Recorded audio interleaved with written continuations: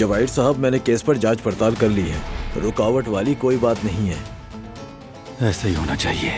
हसन 2-3 दिन में यहाँ से डिस्चार्ज हो जाएगा। बारान के बारे में क्या खबर है?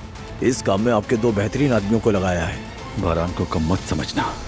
उस गवाह के बारे में पूरी छानबीन करो, ज्यादा करीब मत जाना, उन्हें शक नहीं होना चाहिए।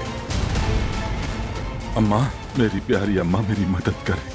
अब से मैं तुमसे कोई ताल्लुक नहीं रखूंगी हसन। काश आपने यहाँ आने की जहमत ना की होती। और अगर तुम मेरे बच्चों या कराबी खानदान को नुकसान पहुंचाने की कोशिश करोगे तो फिर मुझे तुमसे खुद ही निपटना पड़ेगा। तब मैं ये नहीं कहूंगी कि ये शख्स भी मेरा बेटा है, बल्कि अपने हाथों तुम्हें खत्म कर दूंगी।